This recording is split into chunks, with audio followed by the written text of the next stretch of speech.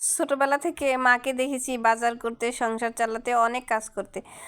আজ এখন বড় হয়ে বুঝতে পারছি যে মা কিভাবে সংসারটা চালিয়েছে, কত কষ্ট করেছে মা আমাদের জন্য।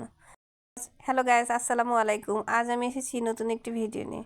তো আজ আমি আপনাদের দেখাবো আজকে আমাদের সারা দিন কীভাবে গিয়েছে। সারাটা দিন আমি যখন সকাল ভোর 4টার দিকে উঠেছি, ওঠার পরে তখন থেকে শুরু হয়েছে আমার জীবনের কাজ। প্রত্যেকটা দিন যেভাবে যায় আজকেও ঠিক সেভাবেই যাচ্ছে।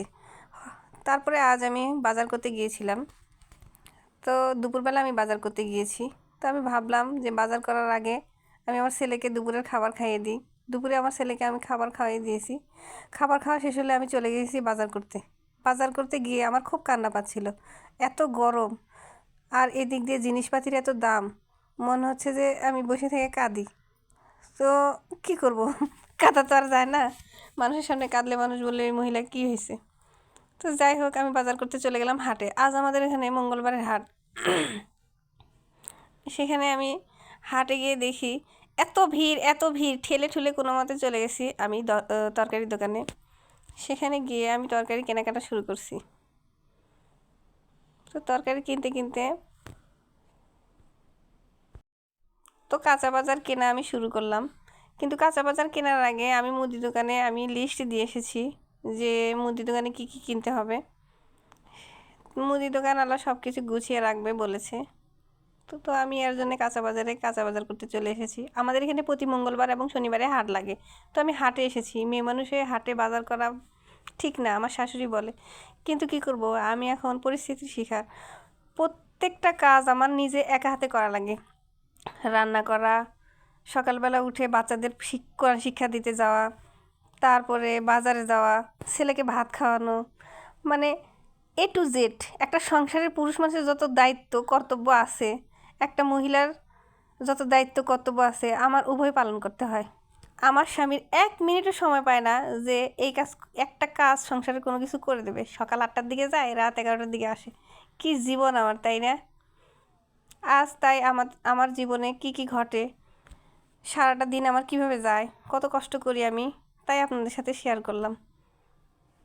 আমার ভিডিওটি যদি আপনাদের একটুও ভালো লেগে থাকে তাহলে দয়া করে আপনারা সবাই আমার ভিডিও দেখবেন, আমাকে সাপোর্ট করবেন, আমাকে ভালোবাসবেন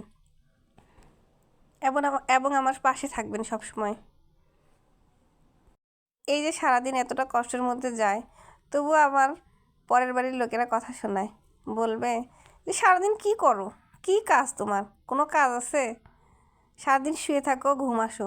রাতে স্বামী এসে বলবে যখনই আসি দেখি শুয়েই আসো, সারাদিন মোবাইল দেখো। এগুলোই তো, তাই না, পরের বাড়ির লোকেদের কথা। আর যদি মা থাকতো, মা যদি, উনি কি আমাকে অত কাজ করতে দিত?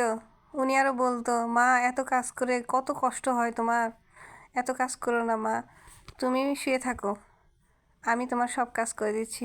কিন্তু ভাগ্যের কি নির্মম পরিহাস, মা এগুলো কিছুই বলতে পারে না। মা কোথায় আর আমি কোথায়, পরের সংসারে পরের শুধু কথাই শুনতে হয়। সারাদিন যতই কাজ করেন আপনি, পর আপনাকে কথা শোনাবেই, কিন্তু মা আপনাকে কখনোই কথা শোনাবে না। মেয়েদের নাকি 2টা বাড়ি হয়, স্বামীর বাড়ি আবার বাপের বাড়ি। আমার মনে হয় মেয়েদের কোনো বাড়ি হয় না, মেয়েদের একমাত্র বাড়ি হয়, সেটা হলো কবর। মৃত্যুর পরে যে কবরটা আমাদের হবে, যেখানে আমাকে কবর দেবে, সেটাই হবে আমাদের আসল বাড়ি। আমি এটাই মনে করি, মেয়েদের কোনো আপন বাড়ি নেই, মেয়েরা কখনো এক জায়গায় থাকতে পারে না। আজকের ভিডিওটি এই পর্যন্তই। ভালো লাগলে পাশে থাকবেন। সবাইকে আল্লাহ হাফেজ, আসসালামু আলাইকুম।